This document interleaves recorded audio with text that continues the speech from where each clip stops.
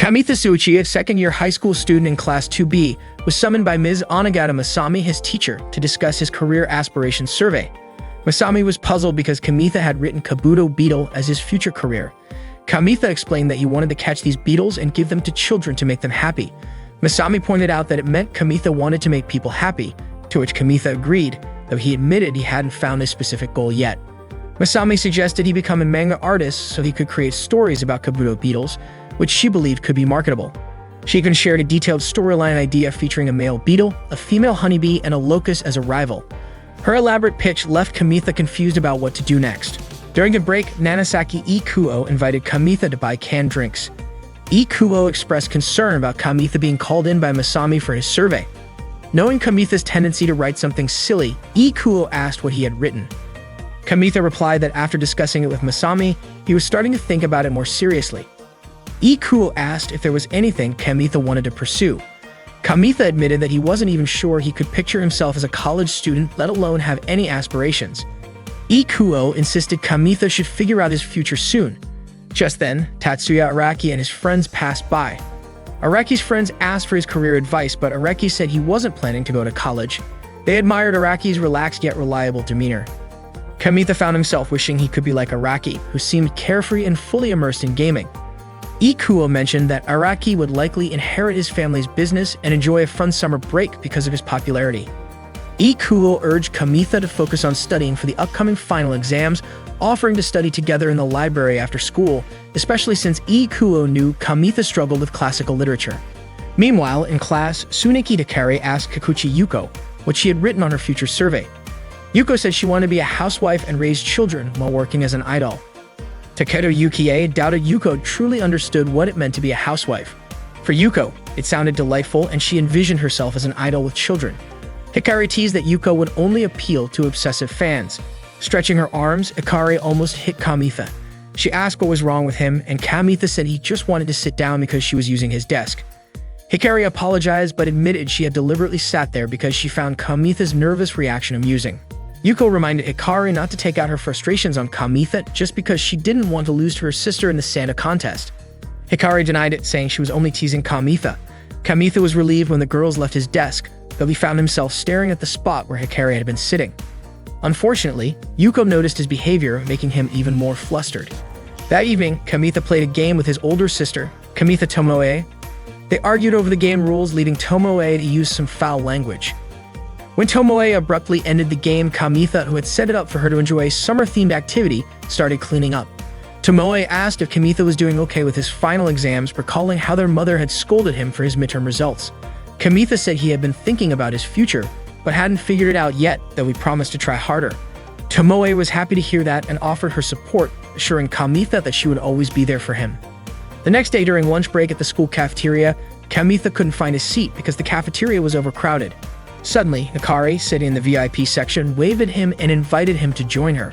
Hikari asked if Kamitha had aspirations of becoming a manga artist. Confused, Kamitha asked who told her that.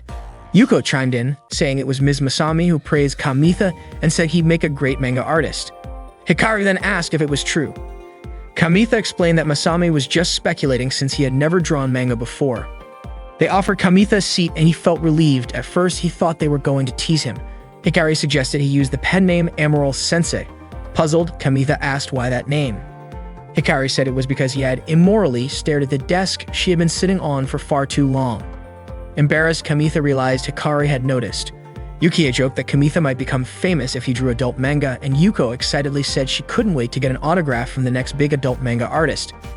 Kamitha, flustered, told them not to decide his future for him, especially since he was still asking Ikuo for help to pass his classical literature exams.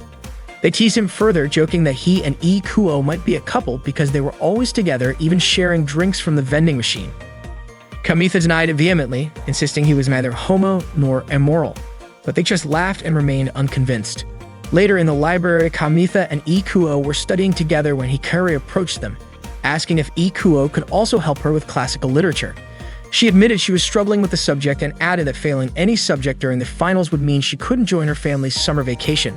She begged Ikuo, offering to buy him 3 cans of Panda Cocoa. Ikuo hesitated, saying it was hard to teach someone without knowing their current level. Hikari suggested that he give her a quiz to figure it out. Kamitha tried to signal Ikuo to refuse, but a sharp glare from Hikari made him nervous, and he reluctantly said he didn't mind. Ikuo finally agreed, and they ended up studying together. During gym class, the climbing club president and his friend were caught spying on Hikari as she played basketball. Ruse, the student council president, caught them and chased them away.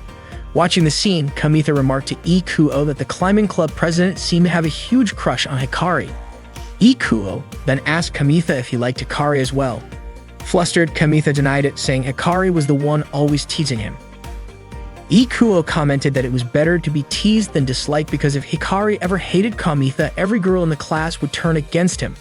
Unlike Kamitha and Ikuo, Hikari was quite popular. Ikuo mentioned he once saw Hikari eating ramen with her sister when they spotted her walking with a bearded man who seemed too young to be her father. Ikuo's sister was convinced they were dating.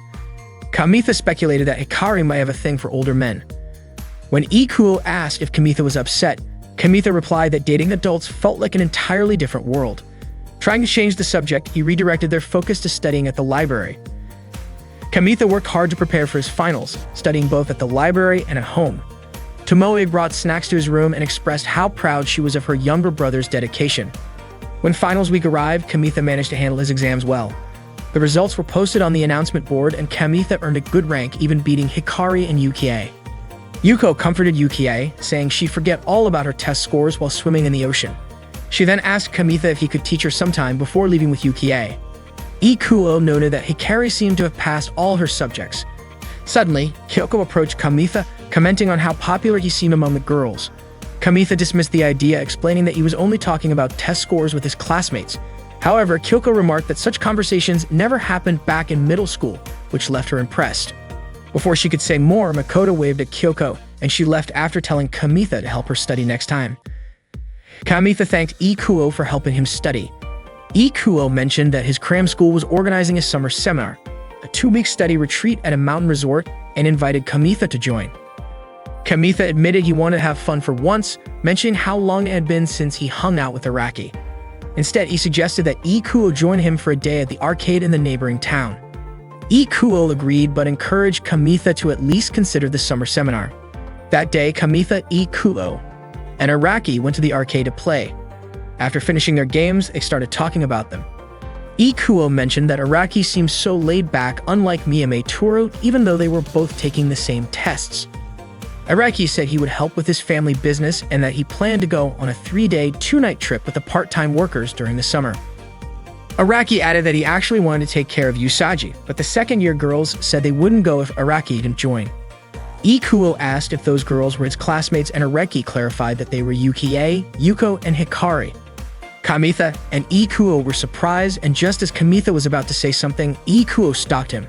Araki then asked if they wanted to join the trip as well. Ikuo teased Kamitha, saying he was just jealous that Araki was also popular with the second-year girls.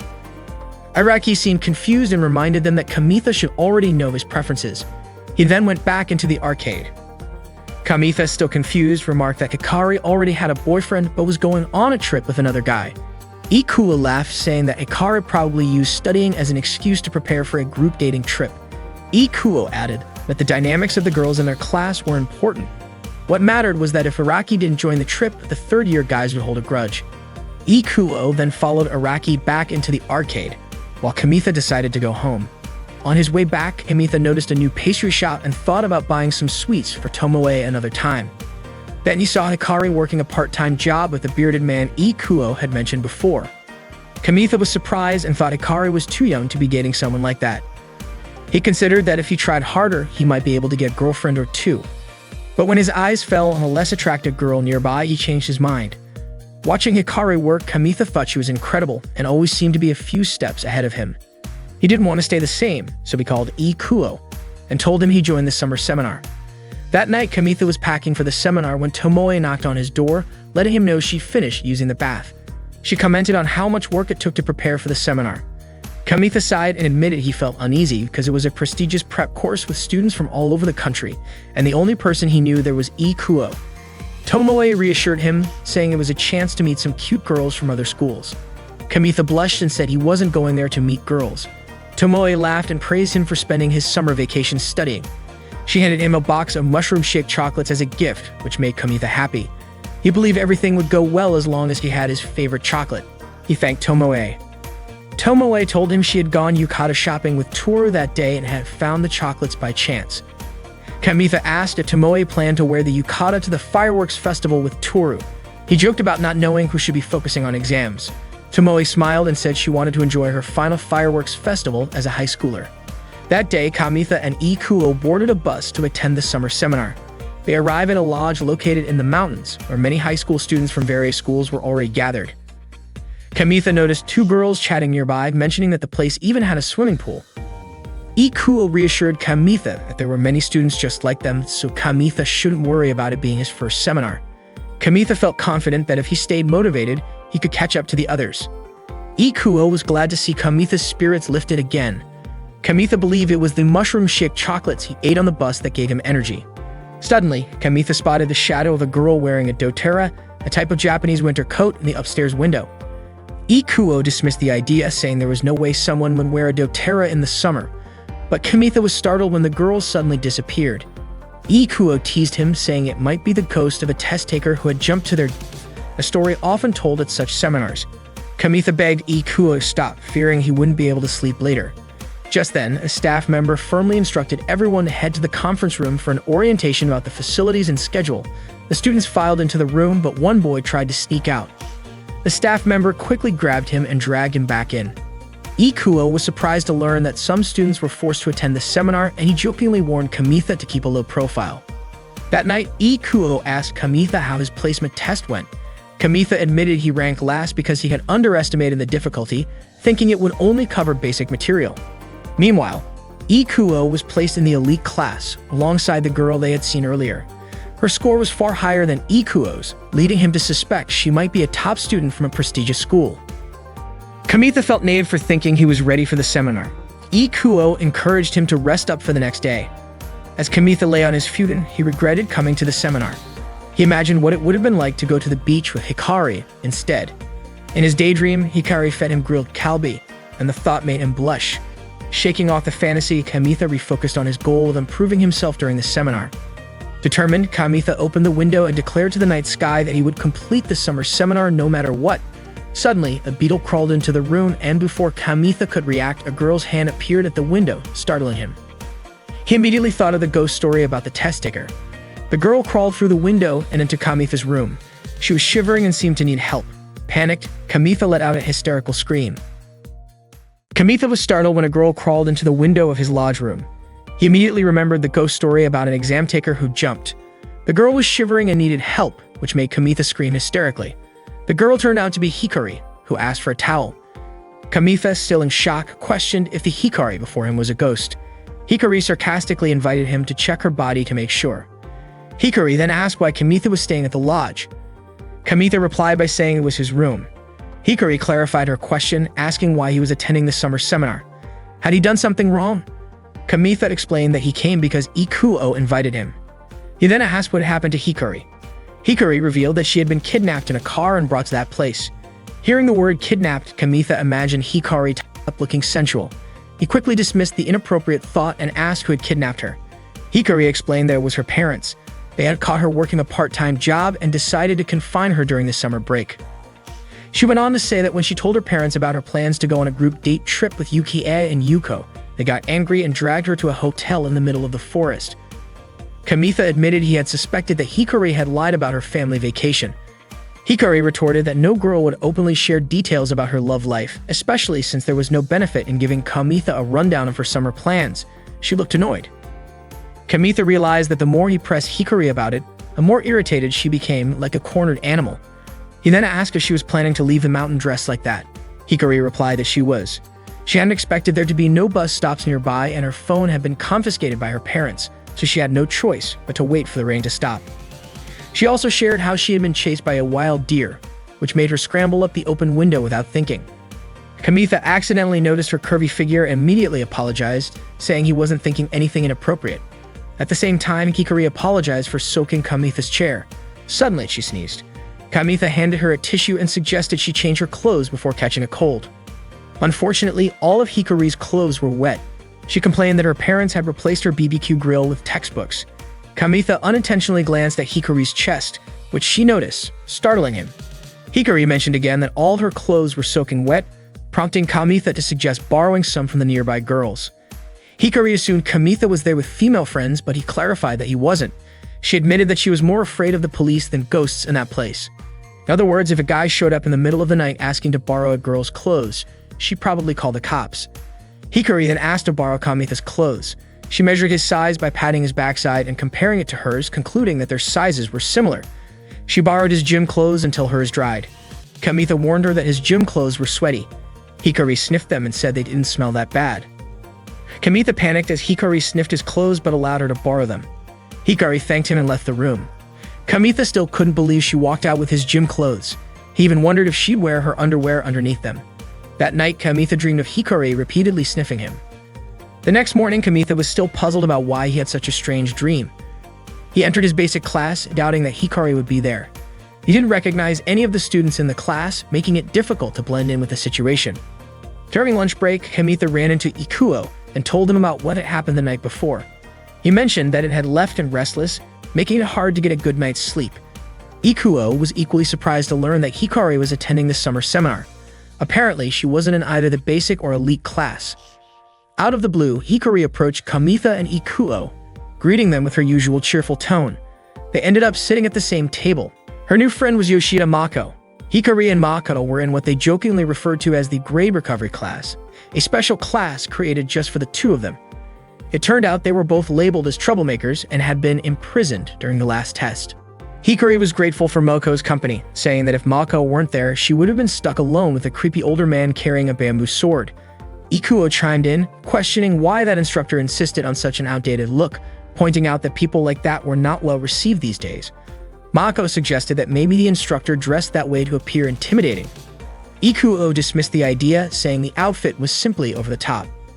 Mako speculated that the instructor might actually be a nice guy, but Hikari disagreed. To her, the instructor was infuriating because he had punished her by making her clean the women's restroom after she escaped from the hotel. Hikari then turned to Kamitha and asked if she could borrow his gym clothes until she was done cleaning the toilets. That's when Mako realized that the oversized clothes Hikari was wearing belonged to Kamitha.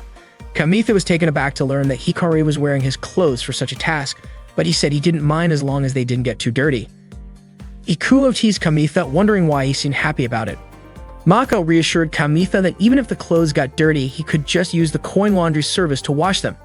Hikari was surprised to hear about this service and said she'd be ready to escape the place as soon as her clothes were dry. Hikari then extended her hand to Kamitha and gave him some candy. Noticing that he looked sleepy, she told him it would help him stay awake, especially since the lessons after lunch could make anyone drowsy. Kamitha thanked her, admitting that he was still frustrated by his poor placement test results. Despite that, he resolved to do his best for the rest of the seminar, though he doubted he'd have casual conversations with Hikari like this again when the second semester started. After the break, they all returned to their respective classes. Hikari and Mako spent their lesson with the strict instructor. Later, Hikari began cleaning the women's restroom. The instructor warned her that if she tried escaping from the hotel again, her punishment would escalate. He even threatened her with something ridiculous, like being forced to eat a cleaning rag. Exhausted, Hikari lamented how dull the seminar was turning out to be. Mako suggested they take a bath to relax. While chatting, Hikari asked Mako to teach her how to use the laundry machine since she had never done her own laundry before. Her mom had always taken care of it. Hikari was thrilled when she finally learned how to wash her clothes. She thanked Mako, saying she felt like her appeal as a woman had increased because of this newfound skill. Mako confessed that she also dreamed of one day doing laundry for her boyfriend. She casually mentioned that some of the other students were gossiping about Hikari, saying she must be dating Kamitha because she had been seen wearing his gym clothes. Hikari laughed, finding the rumors amusing. She teased that Kamitha had looked a little too eager when he saw her in his gym clothes. She added that she hoped the scent of her body would disappear from the clothes soon. Joking further, she called Kamitha's tastes strange, saying he probably imagined her face in some perverted scenarios. Shiken described him as being brutal. Meanwhile, Kamitha was standing in front of a vending machine about to buy a coffee milk drink. Suddenly, he overheard two girls, Heidama and Marubushi, talking nearby. Tuka was gossiping, calling the girl wearing the high school gym clothes a slut, which meant they were talking about Hikari. They were annoyed by how Hikari was being all lovey-dovey with her boyfriend during lunch. They were sick of seeing her flaunt her affection like that, and they thought she was just showing off her mixed school background in front of students from an all-girls school like them. They suspected that it was all a strategy by Hikari to distract them. Miu was already irritated with Hikari because the night before she had seen Hikari leave her boyfriend's room and even the corridor was wet from her footprints. Miu felt like Hikari was showing off as if she had done something inappropriate in her boyfriend's room. Tuka had even overheard Hikari's boyfriend telling her to put it all in, and the window was still open. Kamitha suddenly yelled out, surprising them all. He shouted that he and Hikari had never done anything inappropriate. Kamitha tried to explain what had really happened with Hikari the night before, but they didn't get it. Miu even accused Kamitha of being inappropriate with a vending machine. Kamitha clarified that he had only lent Hikari his gym clothes because she didn't have any spare clothes. Just then, Hikari appeared, calling out to Kamitha casually and handing him back his gym clothes, still warm from being on her. Mako joked that Hikari had washed the clothes for the first time just for Kamitha and asked Kamitha to praise her. Hikari continued acting like they were a couple, and Kamitha was confused by her sudden change in attitude. He suspected that something must have happened when Hikari was cleaning the restroom. Hikari's words only made Miu more convinced that she and Kamitha had been up to something inappropriate. Miu even told Tuka that they shouldn't let Hikari get away with this. Kamitha insisted that it wasn't true and that Hikari was only washing the clothes she had borrowed from him. Miu and Tuka left, but Kamitha reminded them about their drinks that they had left behind, to which Miu thanked him. Kamitha was still puzzled about Hikari's changing behavior, but Hikari reassured him, saying she was fine. She even asked if Kamitha had been doing something inappropriate with the vending machine. Kamitha denied it, saying that he was just clearing up the misunderstanding with Miu and Tuka. Hearing other students approaching, Hikari quickly pulled Kamitha inside to keep them from being seen. She returned Kamitha's gym clothes and thanked him. The clothes still felt warm, like they had just come off her body. Kamitha thanked Hikari for washing them. He then asked why they had to hide inside. Hikari explained that she didn't want Kamitha to get caught up in any weird rumors because of her. She figured people would gossip about her washing Kamitha's clothes, and rumors about them being inappropriate in a room together were ideal. According to Hikari, it was probably just stress from studying too much. Kamitha couldn't believe that people thought he and Hikari were a couple involved in something inappropriate. Hikari laughed, admitting that she had played around with Malko's misunderstanding earlier with her strange comments. Hikari felt bad that Kamitha was getting dragged into all of this because of her. Kamitha asked if it was true that Hikari had never done her own laundry before, and she confirmed that it was. He also asked if she ever did any housework. Hikari admitted that sometimes she made snacks in the middle of the night. Kamitha mentioned that his older sister also sometimes made him snacks. Hikari proudly said that she had confidence in her cooking skills, but it seemed like Kamitha didn't believe her. Hikari got a little annoyed and promised to prove it by making Kamitha a snack that very night.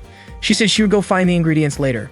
She also needed to borrow Kamitha's clothes again because she didn't have an apron, and the clothes she was wearing were risky. They got splashed with hot oil. With that, she hurried off. Kamitha was still surprised by how Hikari, who had seemed so down the day before, was now so full of energy. It seemed that no matter the situation, she always managed to enjoy herself. That night, Hikari made some snacks and Mako kept her company while she cooked. The snacks were ready and Hikari had made Spanish omelets, a recipe she had learned from her part-time job. Ikuo asked about the tools and ingredients Hikari used. While cutting the omelet, Hikari explained that Melko had a good relationship with the cafeteria aunt, and whenever Melko wanted to make a midnight snack, the aunt would immediately give her the tools and ingredients she needed. Hikari said Melko was the type of person everyone loved. Kamitha was really happy since this was the first time a girl had made food for him, especially a girl like Hikari.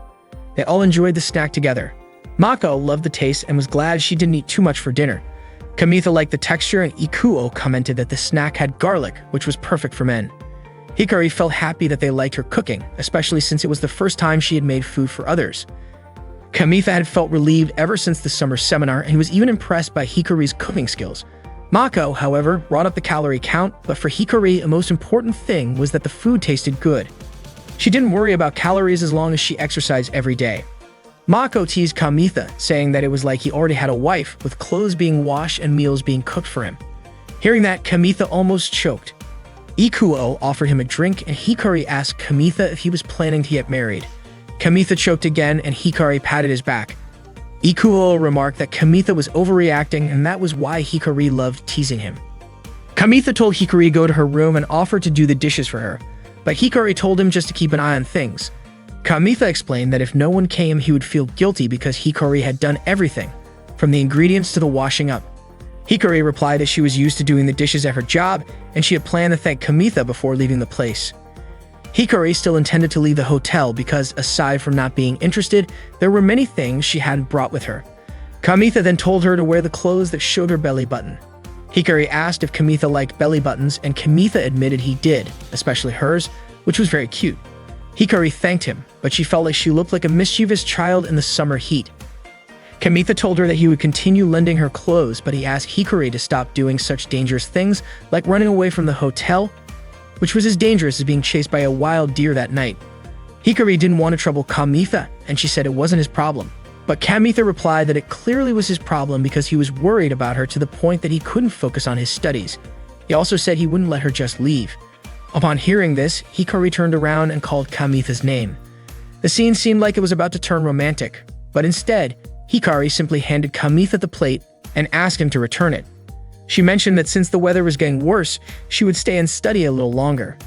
Kamitha smiled and wished her good night before heading off to return the plate. The summer seminar had been going on for a week, and Kamitha had gotten used to life at the hotel. Hikari suddenly touched Kamitha, surprising him and making the whole class turn to look at them. Kamitha asked Hikari what she wanted. Hikari said that starting that day, she and Mako would be joining the beginner class. Mako added that if they worked hard, it was definitely possible. Hikari leaned in and whispered something to Kamitha, but all the students were still staring at them.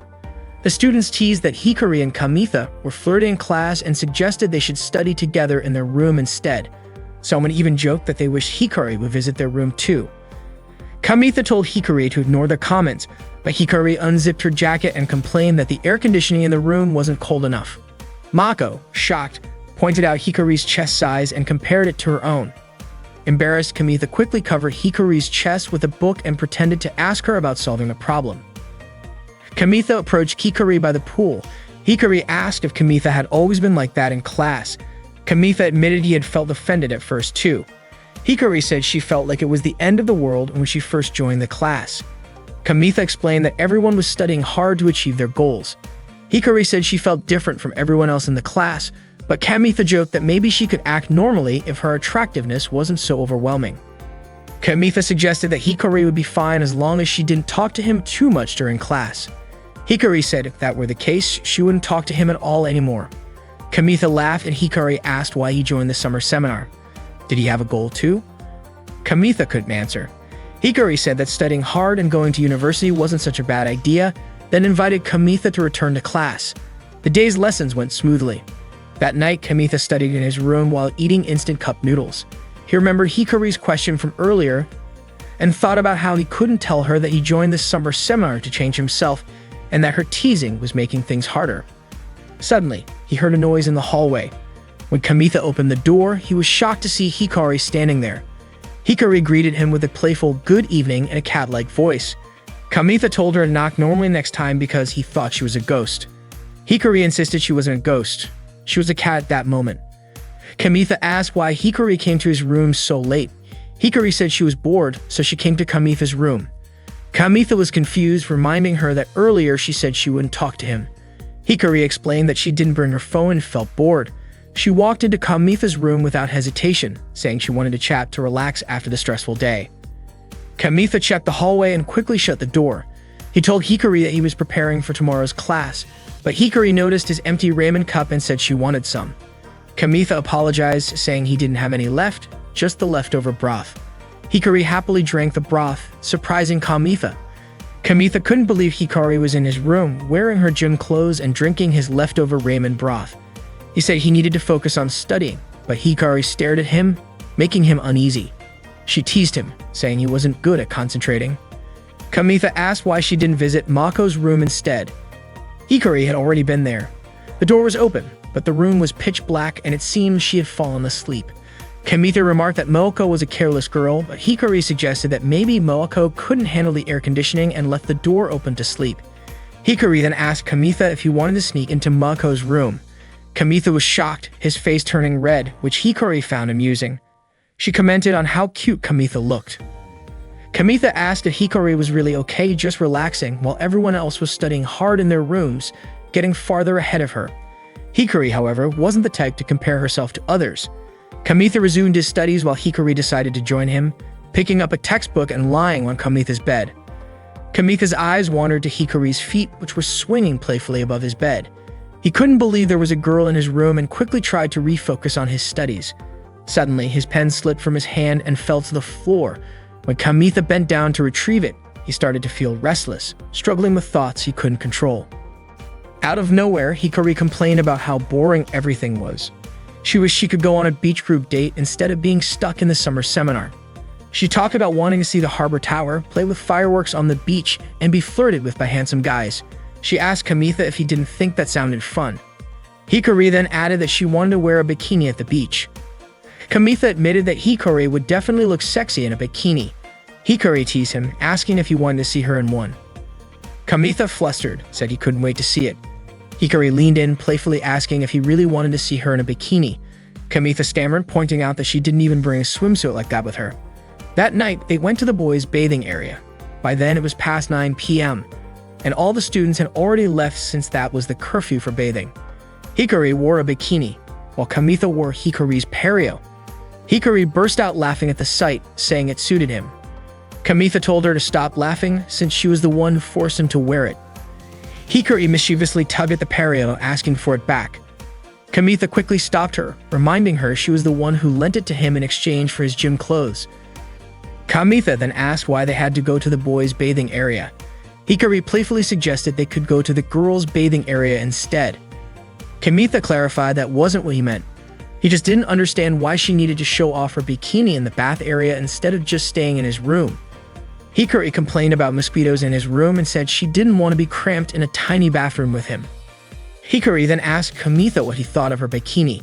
Kamitha admitted that it was tempting his willpower. Hikari told him to say it louder, and Kamitha obliged, repeating his comment louder. Hikari thanked Kamitha, saying she really wanted to be complimented by a guy on her new bikini. Apparently, her parents had mistaken it for underwear, which was why it ended up in her bag in the first place. Hikari invited Kamitha to get into the bath. She said it made her nervous knowing there were guys bathing there, even though Kamitha was with her. She laughed, saying the last time she went to the men's bath was back in grade school.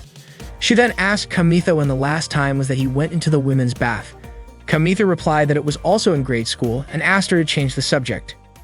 Hikari then asked if it felt weird to be in a hot spring wearing swimsuits. Kamitha admitted that it did feel a bit strange. He realized that soaking in warm water while fully clothed was indeed odd. Hikari joked that it felt like wetting your pants as a kid. Kamitha couldn't help but imagine it, and he quickly turned away. Hikari asked why Kamitha suddenly distanced himself, saying she was only joking.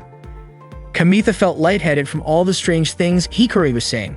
Suddenly, they heard the sound of a door opening. They panicked, realizing someone was coming into the bath. Kamitha was at a loss for what to do, but Hikari told him to handle it while she held her breath and dove underwater. It turned out to be the instructor who came in to soak in the bath. She asked Kamitha what he was doing in the bath so late. Kamitha greeted her nervously. The instructor reminded him that it was past the students' bath time. Kamitha, thinking fast, said he wanted to have a chat with her while they bathed together. The instructor frowned and reminded him that such interactions were against the rules. She told him to leave and return to his room. Kamitha was worried the instructor would suspect something if she saw him leaving the bath wearing Hikari's pareo. He stepped out anyway, but not before trying to think of a way to keep Hikari hidden. The instructor was shocked when she saw Kamitha wearing the pareo. She called it inappropriate, particularly since something appeared to bulge beneath it. Embarrassed, Kamitha offered to scrub the instructor's back for her. The instructor, startled, quickly made up an excuse, saying she needed to finish grading exams and that she hadn't sweat much that day. She left the bath, and Kamitha finally breathed a sigh of relief. Hikari surfaced to catch her breath, asking where the instructor had gone. Kamitha told her she had already left. Hikari asked how Kamitha had managed to get rid of her, and Kamitha replied that he wasn't sure why the instructor left. Hikari teased him, calling him an amazing guy for handling the situation so well. Suddenly, Hikari fainted, and Kamitha rushed to help her. That night, Kamitha walked Hikari back to her room. Hikari asked why he was escorting her when she only felt a little dizzy in the bath. Kamitha explained that it was the first time he'd seen someone faint in front of him, and he couldn't help but worry. Hikari teased Kamitha, asking why he would dress someone who fainted. Kamitha denied it, saying she had dressed herself. Hikari laughed, asking if Kamitha wanted to see her room. She invited him in and turned on the light, but she immediately blushed upon realizing her underwear was hanging in plain view. She quickly turned off the light, flustered. Kamitha said he wanted to go back to his room, but Hikari stopped him. Kamitha assured her he hadn't seen or smelled anything. Hikari then suggested they go outside to get some fresh air. They went near the swimming pool, and Hikari asked if she had overdone it that day. Bathing with Kamitha had made her nervous. Kamitha replied that he always felt nervous no matter where he was. Suddenly, they saw a deer. Hikari was scared it might chase her again, but fortunately, there was a fence so the deer couldn't get close. Kamitha threw a small ball at it and the deer ran away. He explained that deer are nocturnal animals and probably came there to look for food. He then teased Hikari, comparing her to the deer since she also loved midnight snacks. Hikari got annoyed and said it wasn't fair to compare her to a deer. Kamitha quickly apologized. She smiled and remarked that she had learned a lot about him during the summer seminar, but he still didn't seem to understand her. Kamitha then asked if it was easy for girls to lie, referring to how Hikari had wanted to attend a group date, but had said it was a family trip instead. Hikari argued that it wasn't a lie since she might actually go on a family trip when she has a family in the future. Kamitha admitted he didn't get how her mind worked, adding that girls in love were truly unbeatable. Hikari, in turn, teased Kamitha for being too simple-minded, saying that group date trips were more complicated than he thought. Kamitha asked if she liked Araki, who was quite popular. Hikari playfully accused Kamitha of being jealous of Araki. Kamitha denied it, saying that anything about Araki was confidential. Kamitha then asked if the chef at her part-time job was her boyfriend. Hikari was surprised and asked when Kamitha had gone to her workplace. She suspected him of revealing her secret job.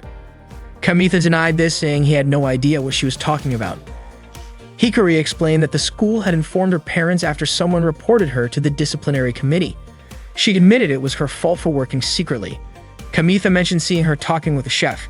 Hikari clarified that the person Kamitha was referring to was the shop owner, who was not her boyfriend and was in fact married. Hikari then suggested they go back since the weather was getting cold. The summer seminar eventually came to an end. Kamitha and Ikuo boarded the bus together. Ikuo reflected on how lost he had felt when they first arrived at the seminar, and now as they were leaving, he felt sad. A lot had happened to Kamitha, especially that night he had talked with Hikari.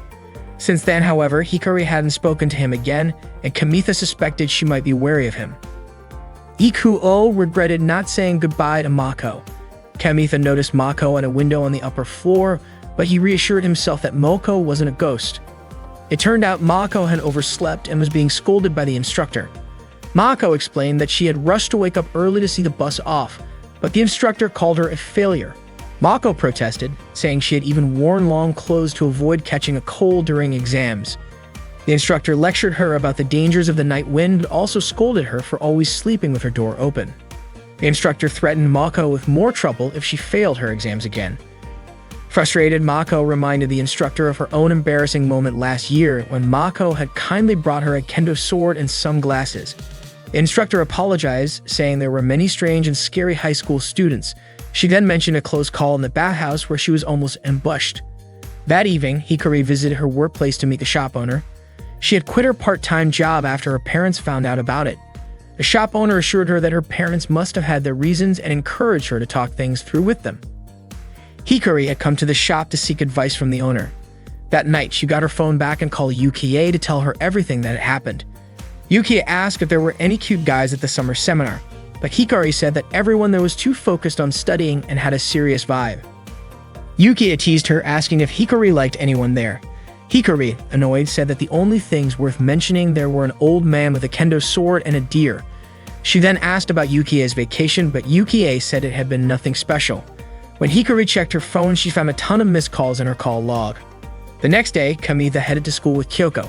She commented that if Kamitha's skin got a little tanned, he'd probably become more popular. However, Kamitha thought girls preferred guys with fairer skin. Kyoko expressed concern about Kamitha isolating himself after the summer seminar. She said he shouldn't waste his precious vacation time and suggested that he should have gone to the city to flirt with girls, offering to help him out with that. As they walked, Kamitha noticed Hikari staring at Araki, who was walking with Yukie. He found it odd, wondering when Araki had become close with Yukie. Kamitha couldn't shake off the feeling that Hikari was still suspicious of him for leaking her secret.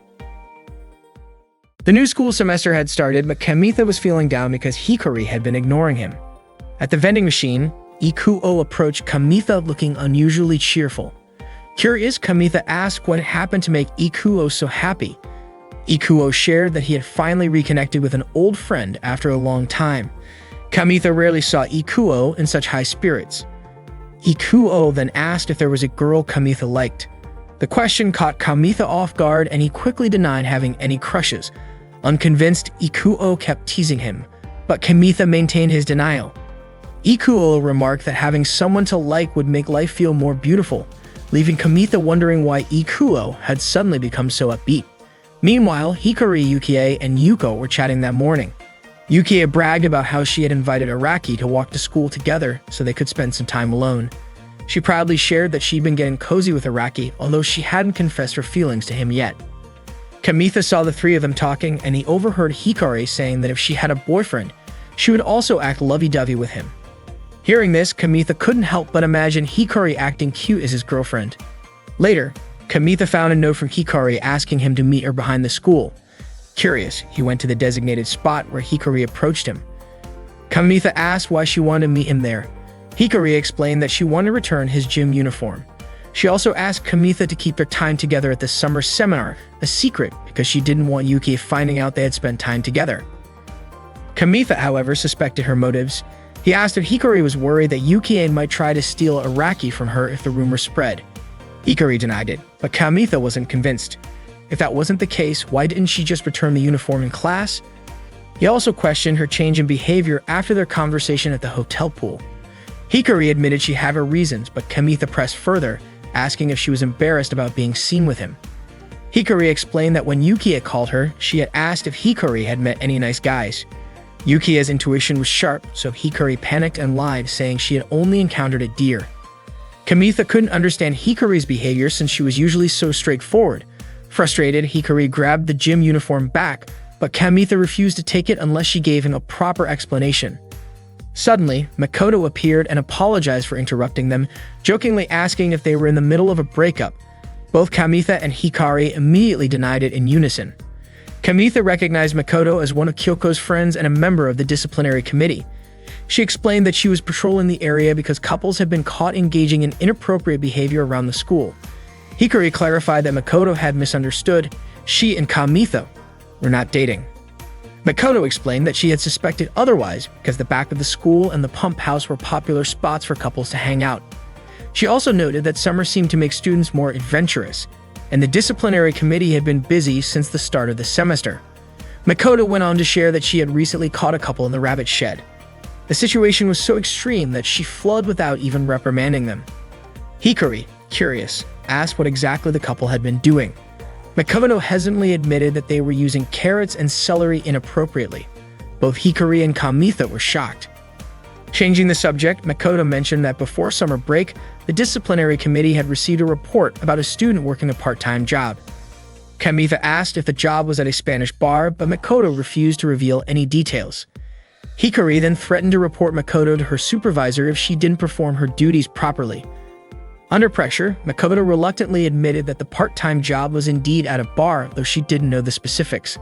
Hikari invited Kamitha to leave with her, and as they walked away, Makoto shouted after them, begging them to keep her involvement a secret. Hikari and Kamitha hurried to the rabbit shed, where they caught Yukie and Araki together. Hikari asked Yukie to talk with her, while Kamitha questioned what Araki was doing there. Araki nonchalantly replied that he and Yukie were playing around with the rabbits, and Yukie was even planning to feed him a carrot mouth-to-mouth. Yukie commented that Hikari didn't know how to read the room. Before leaving, Araki teased Kamitha, saying he seemed to have two girls vying for him. After Araki left, Yukie asked Kamitha if he was close to Araki. Kamitha explained that they had been friends since middle school. Hikari then confronted Yukie, asking why she had reported her to the disciplinary committee. Yukie finally admitted that she had been caught. Hikari clarified that she wasn't trying to blame Yukie. It was true she had broken the rules by secretly working, but she wanted to understand why Yukie had gone as far as to report her. Yukie confessed that she suspected Araki liked Hikari. Because of that, she felt Hikari would interfere with her attempts to get closer to Araki. Yukie explained that she had found out about Hikari's part-time job when she happened to see her working at a new bakery she visited. Knowing how strict Hikari's parents were, Yukie reported her in hopes of ruining Hikari's chances of going on the group date trip. Yukida even admitted that she struggled to hold back her laughter when Hikari had called her, saying her parents had kidnapped her and taken her to the remote mountains. Hikari had intended to help Yukie, but now Yukie asked if Hikari thought she had cheated. Hikari responded that Yukie wasn't cheating. She had simply done what she needed to do to pursue the person she liked. Hikari admitted that she hadn't expected love to make someone so unstoppable. She encouraged Yukie to go for what she wanted because being bold for love often leads to victory. Yukie smiled and Hikari thanked her for being honest. With that, Hikari ended their conversation. Kamitha was surprised at how easily Hikari resolved the matter. She explained that it didn't matter anymore because Araki had already been taken. Yukie then asked why Kamitha was with Hikari in the first place. Hikari explained that she initially suspected Kamitha of reporting her to the disciplinary committee, but she also wanted Kamitha to know the truth. Yukie apologized to Kamitha, joking that being suspected by Hikari must have been terrifying. Kamitha reassured her, saying that if Araki found a human girlfriend, he would always support him. Hikari agreed. Later, Hikari invited Kamitha to the bakery where she worked part-time. She made him a snack as an apology for suspecting him earlier. Kamitha loved the food. It was something he had never tried before.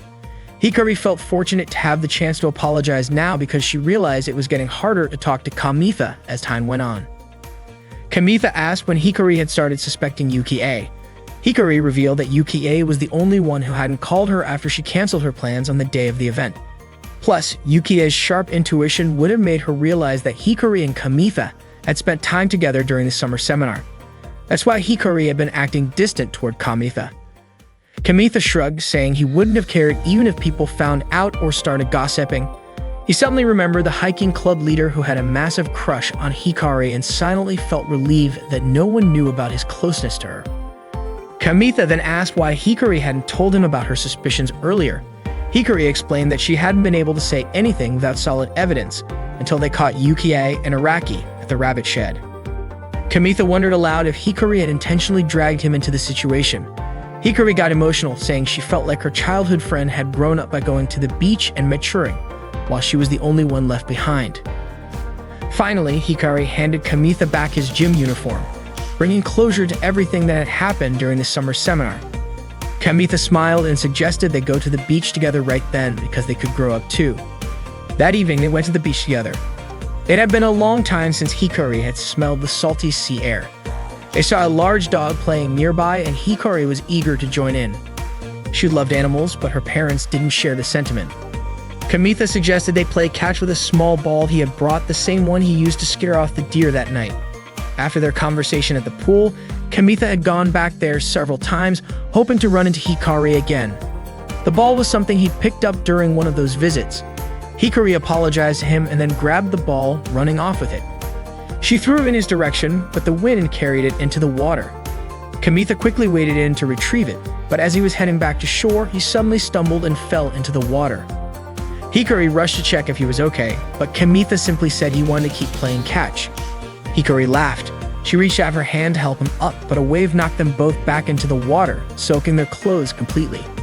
Kamitha apologized, saying it was his fault Hikari got drenched.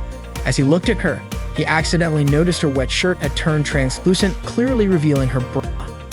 Embarrassed, Hikari quickly covered her chest. Hikari suddenly remembered her recent fascination with bathing in her school uniform at the hotel spa. It was a strange habit, but she found it oddly comforting. Kamitha joked that wearing your own uniform for something like that wasn't exciting. Hikari teased him, saying that he should try wearing Tomoe's uniform on Friday night instead, just to see how immoral it would feel. When Kamitha realized she was joking, he said that Hikari was being inappropriate. She countered, saying he was the one being indecent. Then she tackled him, knocking him to the ground. Hikari looked at Kamitha and asked bluntly, "Doesn't this excite you?" She admitted that she was feeling a little excited herself. She mentioned how masculine Kamitha had seemed that day behind the school building. Kamitha, caught off guard, muttered that he couldn't really understand her because there was sand in his ear. Hikari leaned in, touched his ear, and made him open his mouth slightly. Before he realized it, she kissed him. There they were, kissing on the shore, with Kamitha feeling stunned. His ears and mouth felt as if they were sealed by her touch. As night fell, they stayed on the beach. Kamitha wanted to confess his feelings, but he felt nervous. Meanwhile, Hikari changed into Kamitha's gym clothes again. Kamitha finally worked up the courage to say what was on his mind, but before he could finish, Hikari stepped back toward the water. She confessed that this was her first time spending the night away from home and talked about how much she appreciated her parents. They were the ones who cleaned, did laundry, and cooked meals. Without them, she might not have been able to handle it all. Even though Hikari wasn't confident in her cooking skills, seeing Kamitha enjoy her food made her happy. It inspired her to learn how to cook better and become more self-assured. Hikari wanted to be an independent woman and decided to ask the bakery owner to refer her to a place where she could live and study cooking. Kamitha asked if she still planned to go to college. Hikari explained that it was because of him that she was able to decide her future path. However, the place she wanted to go was far away, meaning they wouldn't see each other much after graduation. She shared that instead of just being with someone who made her happy, she wanted to make others happy through her cooking. Hikari didn't want to do things halfway. For her, that was more important than dating. Kamitha reassured her, saying she could make friends anywhere and that he believed she would succeed. He suggested she could still learn to cook in Kibyo. Hikari laughed, saying he looked adorable, being so surprised by her decision. Kamitha felt a little sad, thinking that he wished he could be more mature and have everything figured out like her. Hikari admitted that finding a place willing to train a beginner while also paying her wasn't easy. Hikari asked Kamitha not to feel burdened, saying it was thanks to him that she had been able to decide what she wanted to do after graduating high school. Kamitha responded that they should remain friends. Hikari smiled at him, confident that Kamitha would understand. Kamitha thought about how they had grown closer, yet Hikari suddenly seemed to be pulling away. He remembered her saying that those who dared for love would win, but now she was acting distant. Kamitha couldn't understand how someone who spoke so boldly about love could be so practical when it came to real life. Hikari leaned in and kissed Kamitha on the cheek, promising to do her best. In that moment, for the first time, Kamitha thought he could truly hear his own heart. One day, Yuki had decided to break up with Araki because every time they played house, she was always assigned the role of the baby. Araki, on the other hand, only cared about his rabbit playing the role of the mother. After the breakup, Yukie immediately reconciled with Hikari. Kamitha wasn't even sure if the reason behind the breakup would ever come to light. Although Kamitha and Hikari exchanged email addresses, he hadn't received a single message from her yet. Kamitha studied with Ikuo at the library. Ikuo noticed something different about him, but Kamitha avoided talking about it. Kamitha never confessed his feelings to Hikari that night, even though he thought they had grown closer since the summer seminar. No matter how many times Kamitha tried to approach her, Hikari seemed to distance herself even more. Eventually, Kamitha decided on his future career path. 5 years passed. Kamitha was now a nutritionist student and worked part-time at the cafe where Hikari had once worked. That day, the cafe owner asked Kamitha if he had received a job offer from a food industry company in town, saying it meant he was one step closer to becoming a certified nutritionist. Kamitha replied that his future still felt far off because he wasn't yet professional. The cafe owner then asked if Kamitha knew anyone in the food business besides himself. Kamitha admitted that he did, explaining that this was why he had kept his desire to become a nutritionist a secret. The owner revealed that he was expecting a baby soon, meaning he would be spending less time at the cafe. He added that he had found someone to help Kamitha. This person had once worked odd jobs at the cafe and had returned from their studies in Spain. They were now a specialist in dishes like omelets and venison. The owner said the person would arrive after lunch. Not long after, a young woman walked into the cafe and greeted Kamitha. It was Hikari. Hikari asked if Kamitha was the college student working part-time at the cafe. Kamitha nodded, confirming it. That day, Kamitha was playing the deer game with Ikuo and Araki. Kamitha won the game and got a pure deer claw item, which he showed to Ikuo and Araki. Araki then asked Kamitha to give the item to him, but Kamitha refused, saying that it was his deer that had earned it. Suddenly, Miyame Toru overheard their conversation about the pure deer claw item. Toru greeted them and asked if Araki had been secretly raising a deer. Araki admitted to it, and Ikuo said that if Toru thought they were playing an erotic game, she was completely mistaken. Kamitha explained that the Deer Love game was a training game for animals of all ages. Toru then asked if there was any item that Kamitha wanted. Kamitha asked if Toru wanted the pure deer claw item. Toru introduced herself and said she wanted to trade her item for Kamitha's pure deer claw item.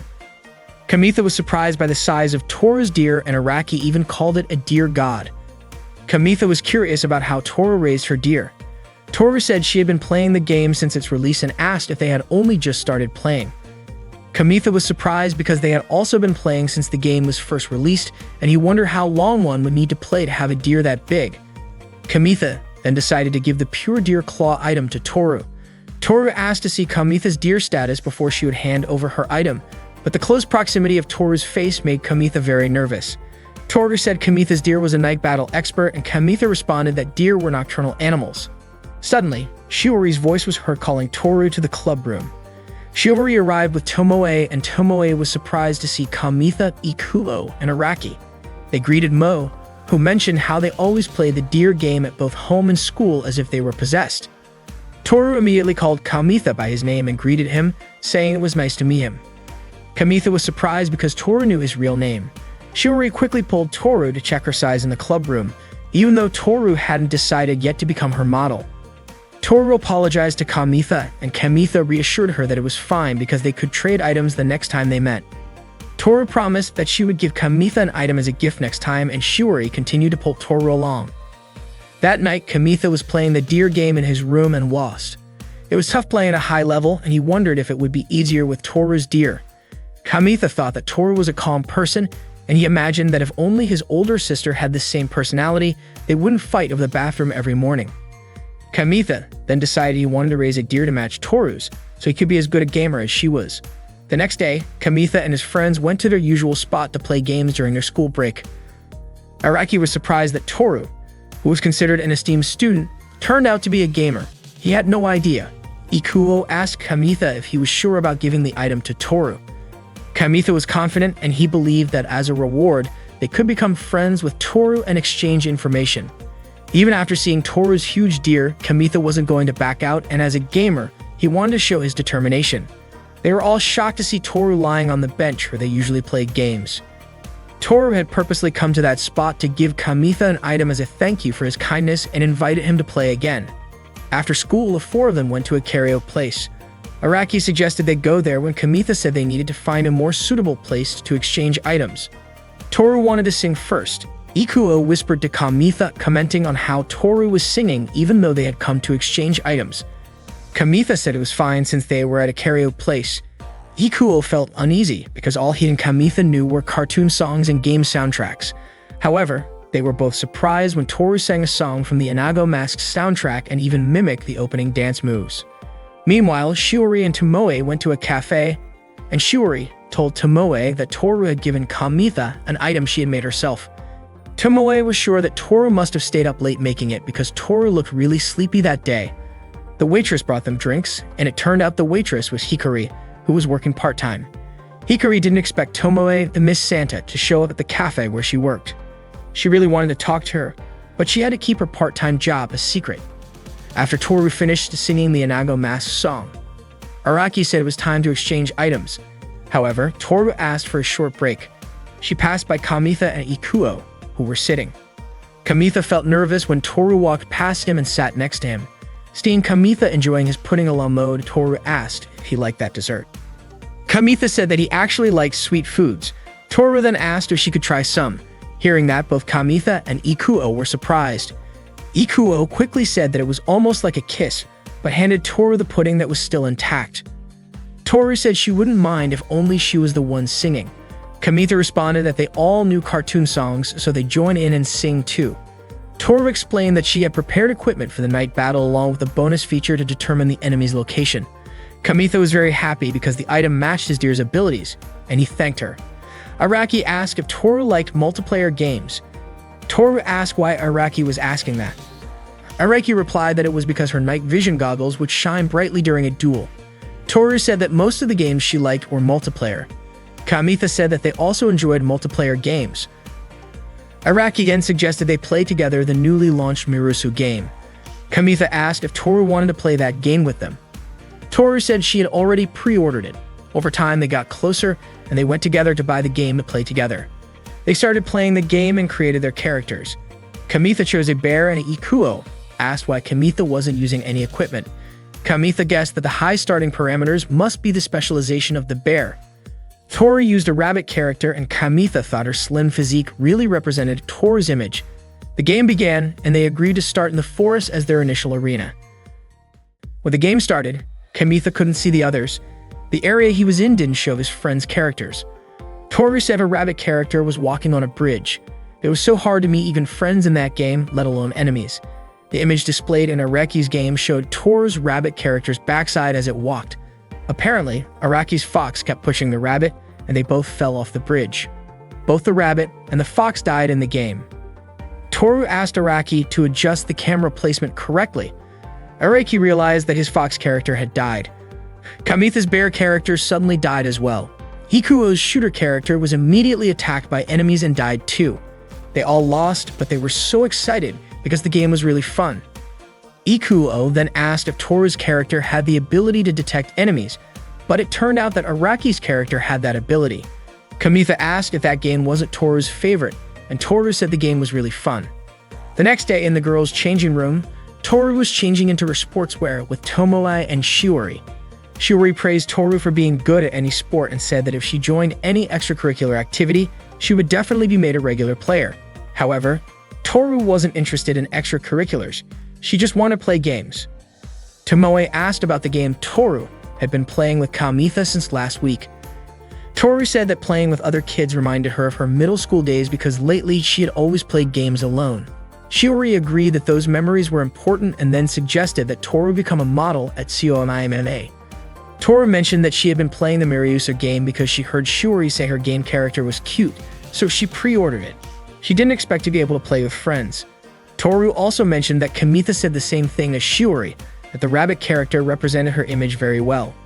Shiori then said that she had already decided to sew the costume and that Toru would be the mascot.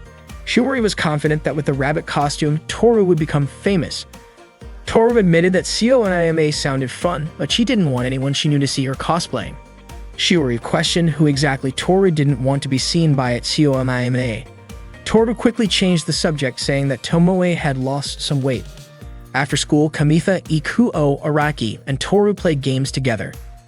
Ikuo's character managed to defeat an enemy and got a new item, a rabbit ring which increased critical hit power and evasion by 30%.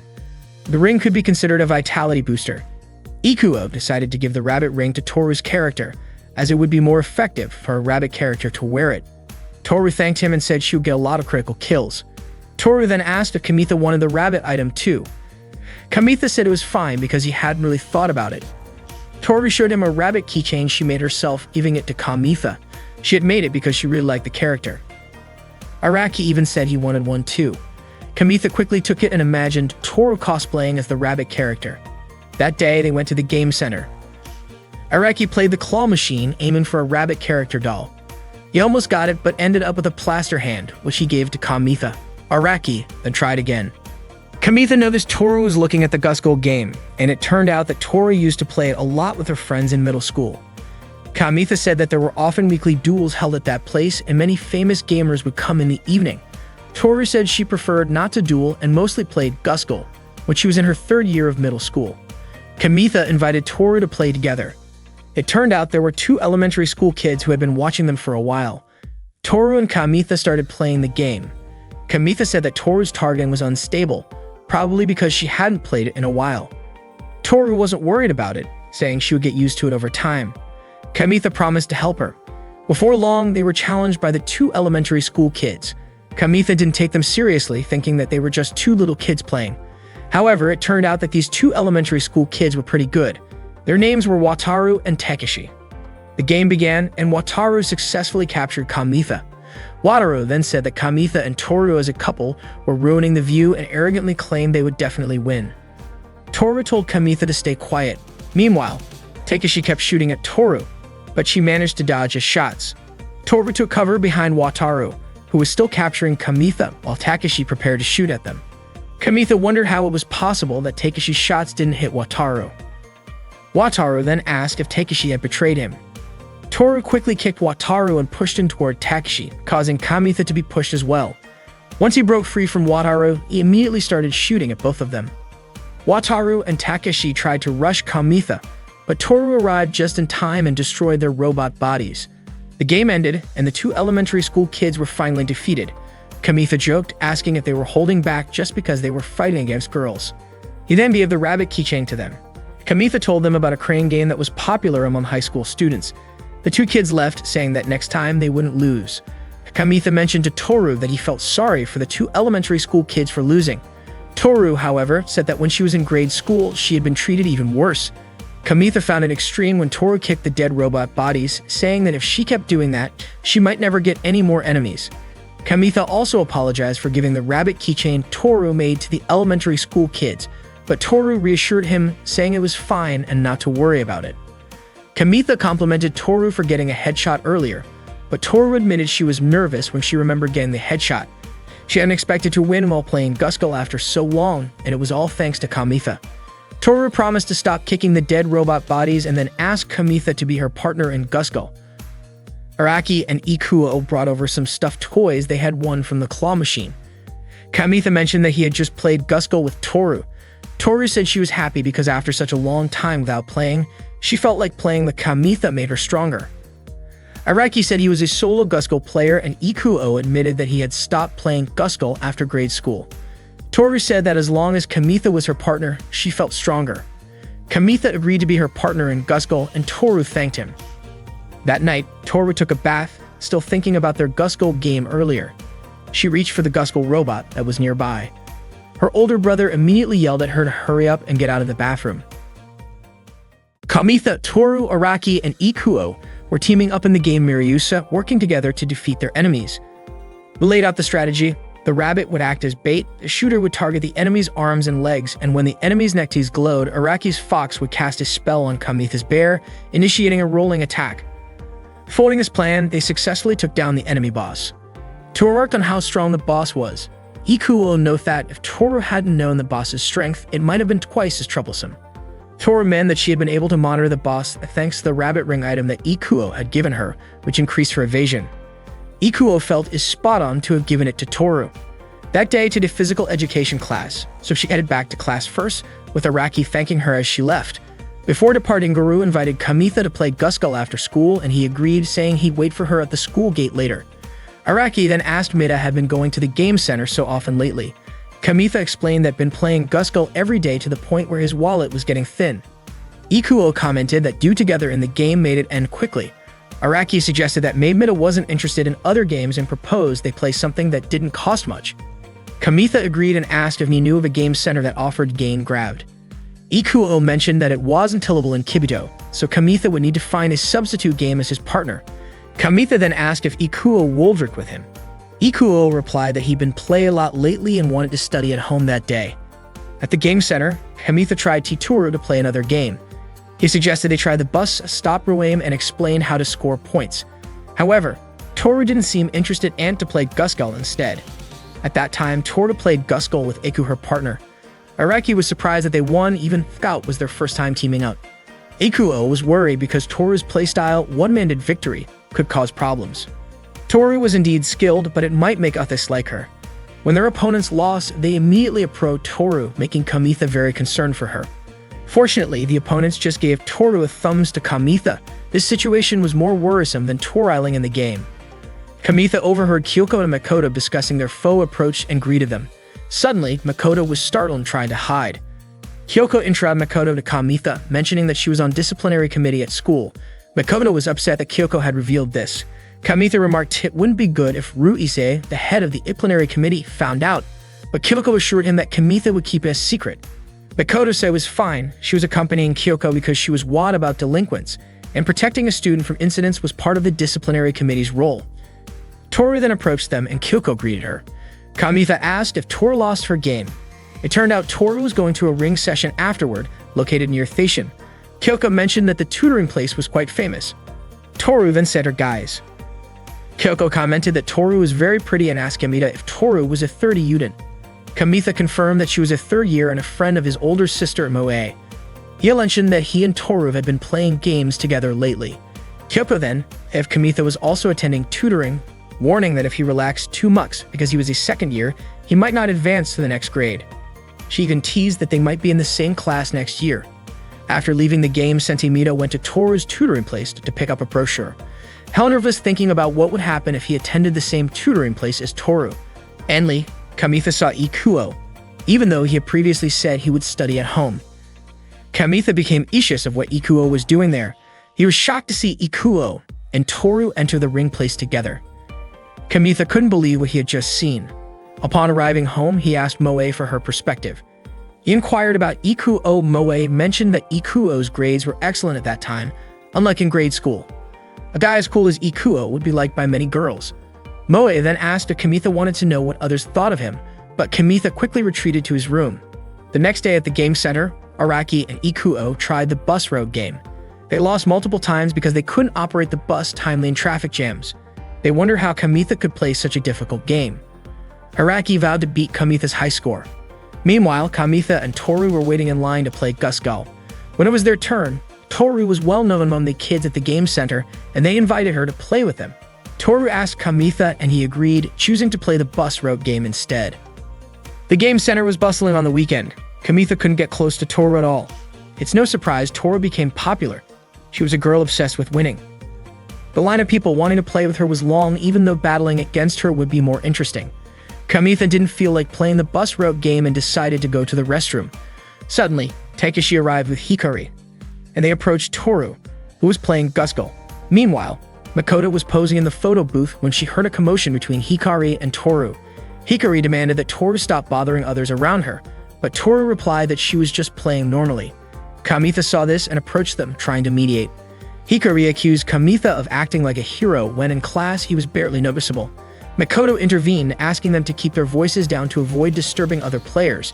Hikari sarcastically asked if Makoto wanted to take sweet photos, to which Makoto responded with a peace sign posed in a milk bath. Hikari told her to leave, stating she was there to avenge Takeshi. Hikari then challenged Toru to play Gusgal. They prepared for the game. Toru apologized to Kamitha for involving him because of her actions. Kamitha said that if Takeshi wanted revenge, it meant he had to join the game. Toru asked if Kamitha was okay being her ally since Hikari was intimidating. Kamitha replied he was used to Hikari's behavior in class. The game began. Araki just noticed Hikari's presence, and Ikuo wondered why she was at the game center. Kamitha mentioned that the current Gusgal game was a fast-paced type. Toru planned to create distance and observe Hikari's actions. Takeshi launched an attack toward Kamitha and Toru, but they managed to dodge it. Toru then attacked Hikari, but it didn't stop her. Hikari closed in on Toru and quickly kicked her. As Hikari prepared to finish Toru off, Kamitha clung to Hikari. After breaking free from Kamitha, Hikari searched for Toru, but Kamitha attacked again, luckily having a shield. Meanwhile, Makoto was shocked by her photo booth results showing her drenched in milk. She felt the photos resembled the main character from a picture book she had read before. Suddenly, someone mentioned that the book was titled The Princess and Her Milk Company. Makoto screamed in surprise upon seeing Ruize standing in front of her. Ruize asked if Makoto was taking photos at the game center and suggested she teach Makoto how a disciplinary committee member should spend their time. Araki finally managed to achieve the highest score in the bus road game. Ikuo informed Araki that a girl was being caught by the disciplinary committee. Kamitha mentioned that the girl was someone he knew, the same girl who had come to the game center the previous day. Makoto kept apologizing to Ruize for her mistake. Ikuo then asked if they should run away too. Araki wondered why the disciplinary committee wouldn't just leave game center enthusiasts alone. The Gusgal match ended and Hikari was finally defeated. Takeshi fell silent, disappointed that Hikari couldn't help him beat Toru. Hikari patted the silent Takeshi on the back and told him to stay strong. Kamitha praised Toru's skill for winning yet again. Suddenly, Araki and Ikuo warned everyone that they had to escape and pointed toward Makoto, who was being confronted by Ruize. When Kamitha saw this, he immediately urged Toru to leave. Hikari, confused about why Kamitha and Toru were running, then noticed Makoto and Ruize. She quickly grabbed Takeshi and ran away as well. The four of them hid in a narrow alley. Hikari blamed Takeshi, saying they could have won if Takeshi had defeated Kamitha first. They continued arguing until Takeshi finally said there would be no pay raise for Hikari. Hikari quickly told him to keep that a secret. Kamitha then asked if Hikari was actually hired by a grade schooler. Hikari explained that Takeshi was the son of the diner owner where she worked part-time. Hikari kept pulling the kid's hair, saying that if she had defeated Toru, she would have gotten a raise. Toru asked if Hikari wasn't embarrassed about arguing with a little kid. Hikari snapped back, saying she didn't want to hear that from Toru. As Hikari started to walk away, she warned Kamitha not to tell anyone that she had a part-time job. She also said that if Kamitha kept hanging out with Toru, this kind of trouble was just the beginning. Toru chose to leave as well. Kamitha offered her a break and invited her to a nearby cafe. While there, he asked about Toru's relationship with Hikari. Toru explained that Hikari was her junior in middle school, and they used to play at the game center together. They were actually friends back then. Suddenly, Toru's deer game reminder went off and she asked if she could feed her deer first. Kamitha agreed and apologized for asking about things that weren't his business. Toru said that thanks to Kamitha, she had way more fun playing games now than she did in middle school. Kamitha commented that both the Miryusa game and the deer game were amazing, but Toru said it wasn't about the game itself. It was about who she played it with. Out of nowhere, Toru's game notified her that she could breed her deer with another player's deer to produce a cute offspring. Toru asked Kamitha if they should try breeding their deer together. Kamitha asked if Toru's deer was female since his was male. Toru showed him that her deer had no antlers. Kamitha immediately apologized, realizing he had assumed Toru's deer was male. Toru asked again if Kamitha wanted to go through with it, and Kamitha agreed. They proceeded with the breeding process in the game. During the process, Kamitha kept controlling his male deer to press strength, speed, and technique icons to hit the target. The success rate would determine the traits of the offspring. Toru noticed Kamitha's face turning red and asked if he was okay. It turned out Kamitha was feeling flustered about the idea of making offspring with Toru. Hearing Kamitha's ambiguous statement, Toru's face also turned red, and she told him to just do whatever he needed to do. The process finally finished, and they were surprised at how long it took. Suddenly, Toru asked for the cherry in Kamitha's glass. Kamitha was reminded of the time Toru had asked for his pudding during karaoke. He asked why she didn't just order a cream soda for herself. Toru replied that other people's orders always looked tastier. Kamitha admitted that he often thought the same thing but couldn't just ask like she did. As a trade for his cherry, Kamitha asked Toru to promise that she wouldn't ask for things from anyone other than him. Toru agreed, took the cherry, and smiled. That night, Toru went to buy a Guskull video game cassette. The next day, Araki and Ikuo were punished after being caught by the disciplinary committee at the game center. However, Araki didn't seem to mind. He was even enjoying himself, which only made Ruize furious. As a result, they were banned from going to the game center until the final exams were over. Araki was shocked that Ruize even called him a pervert. According to Ikuo, Ruize had sharp instincts, sharp enough to see right through Araki, who was in fact obsessed with fluffy animals. It turned out that the girl they had tried to save had also been caught by the disciplinary committee, making it difficult for them to come up with an excuse.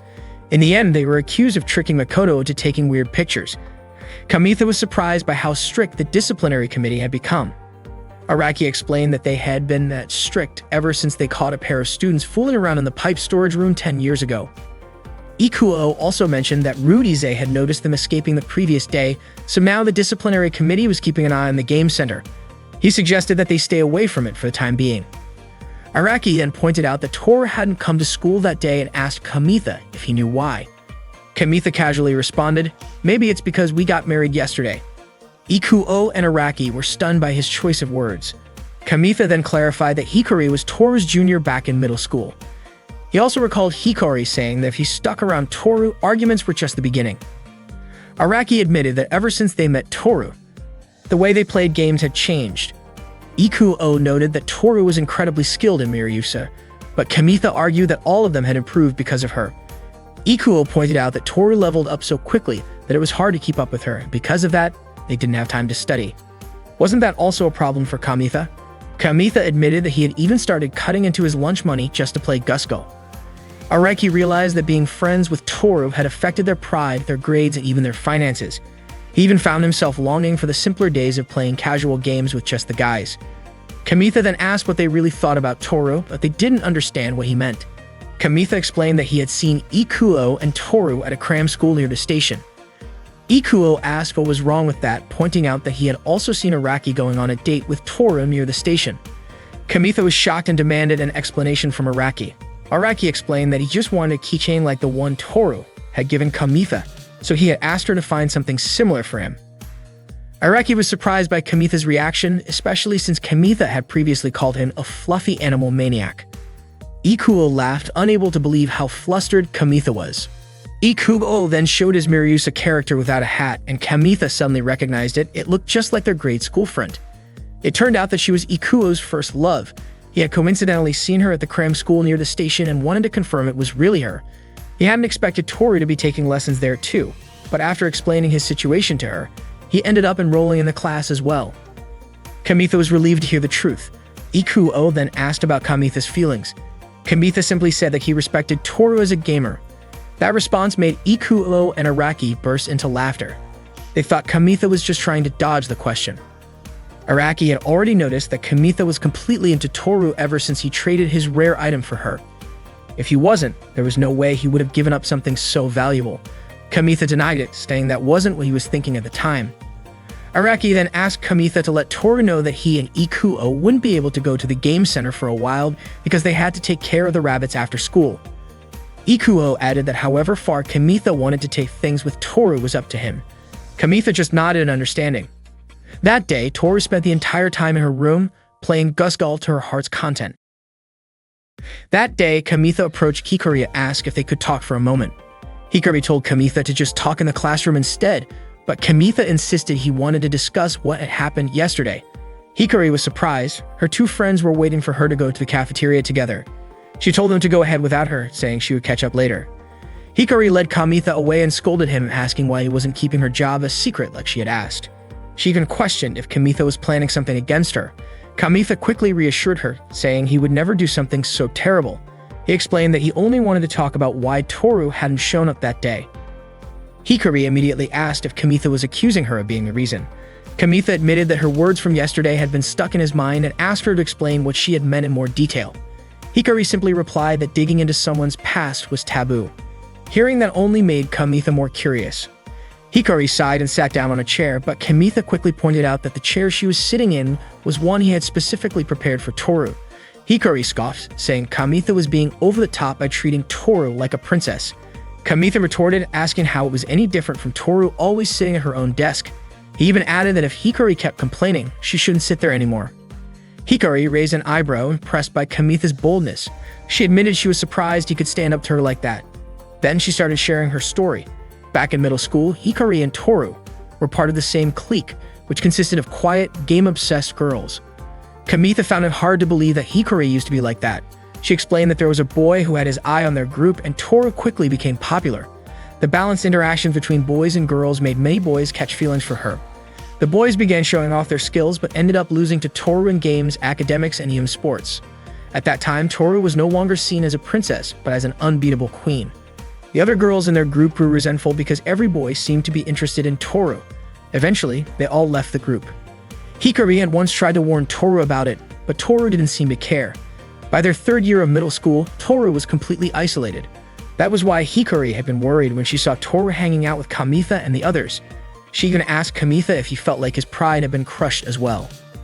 Kamitha calmly replied that he wasn't the type to boast about himself in the first place. If anything, he leaned more toward being reserved. Hikari laughed, saying that someone like Kamitha probably wouldn't run away from Toru. Kamitha promised he wouldn't. Later that day, Kamitha called Toru and asked if she wasn't feeling well. Toru admitted she felt a little dizzy because she had just woken up. Then she asked if they were going to play Gusgal again. Kamitha explained that after what happened yesterday, the head of the discipline committee had been patrolling around the game center, so it wasn't safe to go there. Toru suggested they play Gusgal at her house instead. Kamitha was so shocked by the invitation that he fell over. He agreed and asked Toru to send him her address. After school, Kamitha went to visit Toru's house.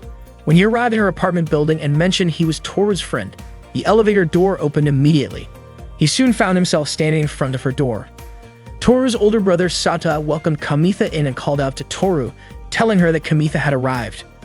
Toru, who had just finished taking a shower, asked Kamitha to wait for her in the living room. Sava mentioned that Toru had been playing games until morning. He asked Kamitha if he was also into gaming. Sauda reminisced that the last time Toru had stayed up all night gaming was back in middle school. He wondered why Toru was gaming so much that she skipped school. Kamitha asked if Sauda had the day off. Sauda explained that he worked as a private tutor. He commented that Toru was still childish compared to his other students, and he hoped she would mature soon, especially since she was now in her third year of high school. While waiting, Kamitha noticed an old gaming console in the living room. Sauda mentioned that he used to play games a lot too. When Toru was in grade school, she craved attention from him, so they started gaming together. Kamitha recalled hearing that Toru had been competitive in gaming even as a child. Sauda shared that when they played games back then, they often came up with punishments for the loser. Toru would frequently get frustrated and end up crying when she lost. After Sauda stopped playing games frequently, Toru started inviting her male friends to play with her. Since her mind was constantly focused on gaming, Toru found it hard to interact with other girls normally. Sauda realized that this was his fault. He thanked Tomoe for helping Toru finally have normal friends. Sauda then showed Kamitha a recording from Toru's grade school days, where she won a game quiz and received the gaming console, now sitting in the living room as a prize. Toru walked in carrying drinks and immediately turned off the recording. Sauda asked why Toru looked annoyed when back then she used to show that recording to every male friend who visited. Toru replied that it was something she did when she was still a kid. Kamitha commented that the hat Toru wore back in grade school really suited her. Toru invited Kamitha to play Gusgul in her room. Kamitha felt nervous as he entered Toru's room. Noticing he was sweating, Toru opened the window to let in some air. Kamitha saw a few game character plushies on a shelf, all made by Toru herself. She told him how much she enjoyed making them and even offered him one if he liked it. Kamitha chose a bunny plushie to take home. Toru mentioned she planned to make plushies of Gusgul and Gasak characters next time and would work on them all night.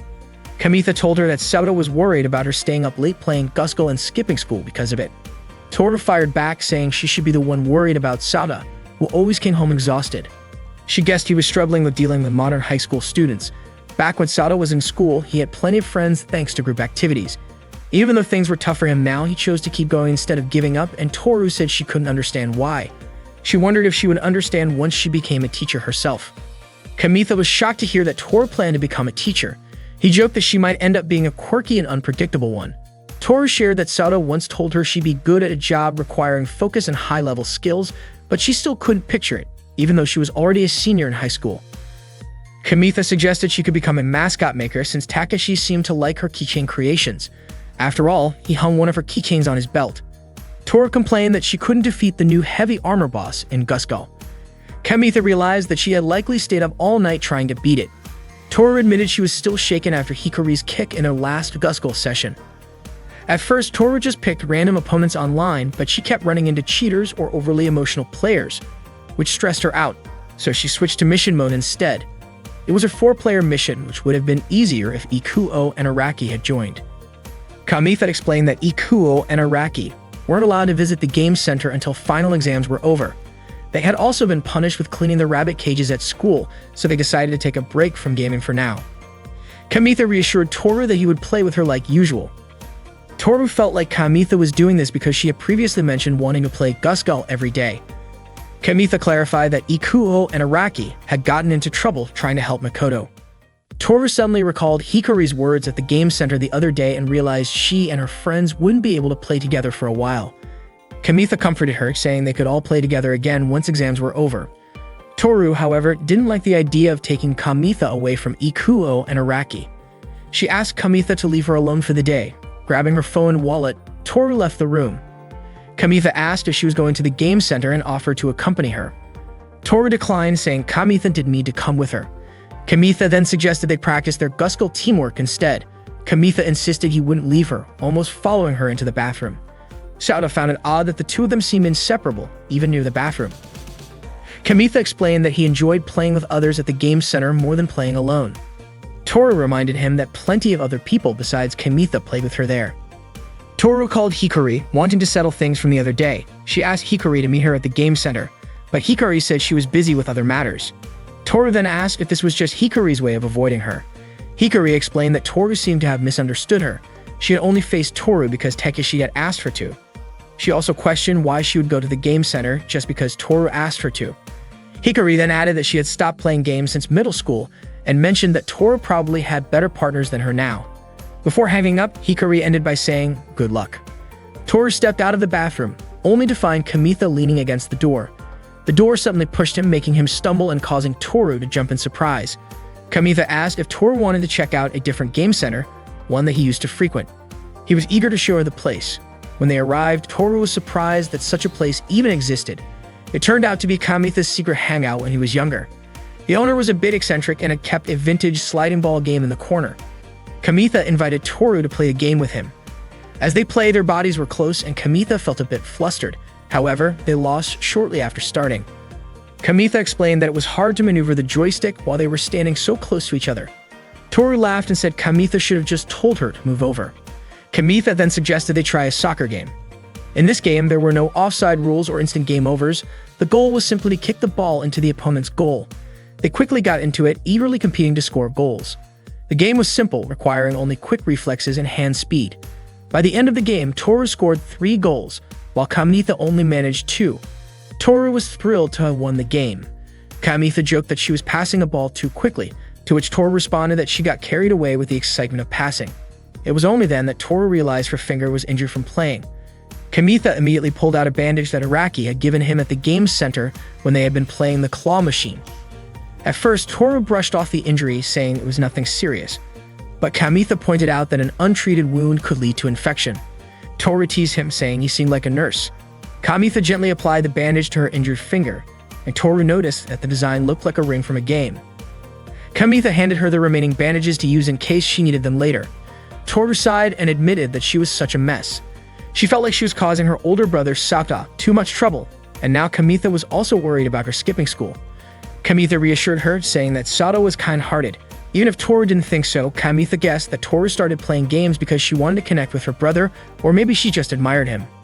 Toru didn't deny it. She admitted that it was because of Sata that she always thought about gaming, which often led to her making mistakes. Kamitha mentioned that he had heard some stories about Toru's past from Hikari. Toru explained that she had been secretly gaming alone since the start of high school. By senior year, nothing had really changed, and it probably worried people around her. Kamitha told her that wasn't true, and that if he hadn't started playing Guskull with her, things might have been worse. Toru reflected on how important it was to not overdo things. She said she planned to take a break from gaming for a while. She then held up her bandaged finger and joked that she had received a rare ring item from Kamitha. Kamitha smiled and told her that if she ever wanted to change things up or just take some time for herself, he'd always be waiting under the stairs at their usual spot. A few days later, Kamitha was lying alone on a bench under the stairs. He missed the old days when they would eagerly collect items together. Kamitha even wondered if Ikuo and Araki were doing okay in the rabbit pen. Since then, Toru hadn't shown up. Kamitha held the rabbit plushie Toru had given him, feeling worried about her, but he hesitated to ask her to hang out with him.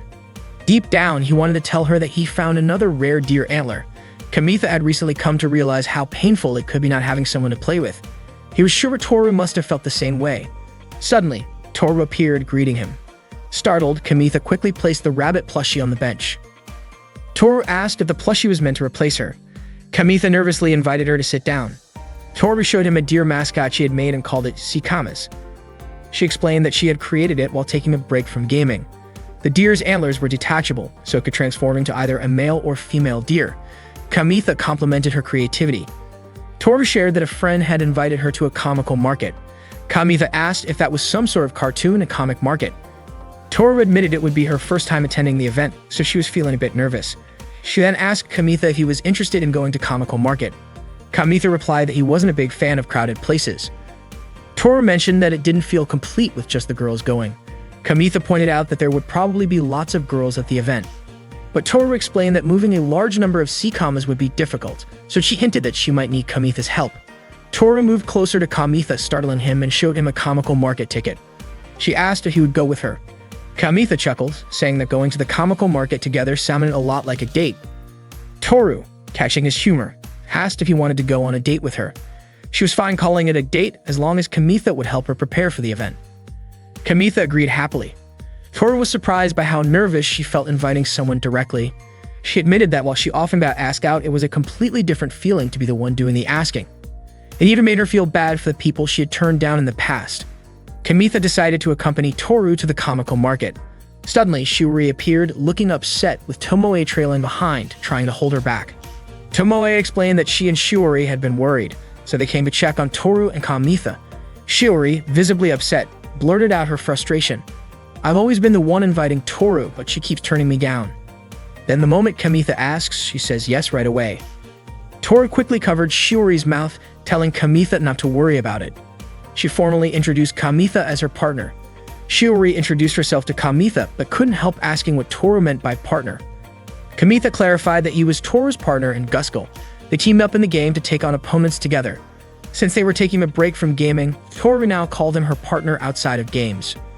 Shiori still didn't fully understand, but one thing was clear. Toru and Kamitha were going to spend the entire day helping her. Toru would also be a model for Shiori at the comical market. Tomoe added that she would prepare plenty of lunch for everyone, though the event would likely be so busy they might not have time to eat. The day of the comical market finally arrived, and Kamitha went there with Tomoe. The comical market was bustling with people, reminding Kamitha of the time he and Tomoe got lost on Kibito Island. Tomoe asked Kamitha to stay close to her and let her know immediately if he needed to use the restroom. Kamitha panicked and begged her not to tell Toru about the time he wet himself in a crowd because he held it in too long. It had been his first trip to an amusement park, and although he had been excited, it ended in humiliation. Kamitha reassured her that he'd be fine because he was there to help Toru. They headed to Shiori's booth, where Kamitha asked where Toru was. Toru was standing still at Shiori's booth, looking downcast. She greeted Kamitha and Tomoe guessed she might be feeling unwell. Toru seemed unsure about her costume. Kamitha, however, was mesmerized by how smooth and delicate she looked. He asked what he should do. Shiori was selling her handmade costumes, while Kamitha was going to sell Toru's Sikamas dolls. Toru invited Kamitha to help assemble houses for the Sikamas. Shiori asked if Tomoe had tried on the costume she made. Tomoe admitted that she had made some adjustments at home. She promised to work hard not to lose to Toru. Kamitha and Toru finished their preparations, and the 65th comical market was officially open as the clock struck 10. Shiori began to worry because Tomoe hadn't returned from the dressing room. She was convinced that Tomoe must have gotten lost. Shiori asked Kamitha and Toru to keep smiling despite the situation. The comical market was an animation-themed fair featuring booths that sold comics, games, costumes, animated merchandise, and more. It turned out that Tomoe really was lost. As she got close to Shiori's booth, she ran into someone cosplaying as Kibian and immediately went to greet them. Shiori was shouting to promote her costumes. The area was swarming with women, making it feel like a fashion island. Shiori encouraged Kamitha to shout enthusiastically too. Shiori called out to two girls passing by, Toka and Miu, and asked if they were interested in cosplay. Shiori offered Miu a bunny costume, saying it would look perfect on her because she was tall. Miu asked where she could even wear such a tight costume. Shiori reassured her that the fabric was smooth and stretchy, and it could even double as pajamas. Toka, on the other hand, was curious about the Sikamas. Toru explained that the dolls had detachable antlers, allowing people to switch between male and female designs. Kamitha chimed in, saying that deer are symbols of loyalty and their love is pure and platonic. He elaborated so much that he ended up scaring them a bit, prompting them to leave to check out an owl mascot instead. Shiori teased Kamitha, saying he was trying to help Toru but only made things worse. Kamitha apologized, especially since a customer had just shown interest in the Sikamas. Suddenly, Kamitha had an idea to use the Sikamas as costume accessories to increase their appeal. Shiori agreed, saying they would look like military medals. Kamitha wasn't sure where to place the deer, on the head, chest, stomach, or hips. He tried them all, which made Shiori laugh. She teased him by saying he looked like he was wearing a stethoscope. Toru, feeling like they were just making fun of her, got upset and stormed off. Shiori explained that Toru wasn't used to being teased like that. Leaving Shiori to watch the booth, Kamitha hurried off to find Toru. While searching, Kamitha overheard people talking about a girl in a Mariusa costume. He saw Toru surrounded by photographers, snapping her pictures. Toru looked uncomfortable, especially as some of them commented on how soft the bottom of her costume seemed. Kamitha pushed his way through the crowd, but someone scolded him for being rude. Kamitha explained that the model didn't like the attention and begged to get through, but he was shoved back. At that moment, Tomoe appeared. Kamitha asked her what she was doing, and she said she had been chatting with Kibian. Kamitha was astonished that Tomoe got lost for the same reason she used to in grade school. Kamitha told her he needed to rescue Toru from the situation. Tomoe suddenly removed her cover, revealing a Gusco costume. The outfit was so sexy that it immediately drew the photographer's attention, giving Kamitha the chance to help Toru. Toru managed to escape with Kamitha. Their hands were tightly clasped, and Kamitha could feel Toru's body trembling. Toru admitted she felt terrified when unfamiliar cameras were pointed at her. Kamitha apologized for staring at her costume earlier. Toru confessed it was partly her fault since she wasn't used to wearing costumes, and this was her first time participating in such an event. She also believed the photographers didn't mean any harm. Toru said she felt calmer now, thanks to Kamitha, and quickly let go of his hand. Kamitha asked why Toru had been in the costume hall. She explained that she was surrounded by people while trying to find the restroom. Kamitha suddenly remembered the time he wet himself in a crowded place. He quickly apologized for not realizing what had happened and offered to head back first. But Toru stopped him, asking for help. She didn't know how to take off her costume.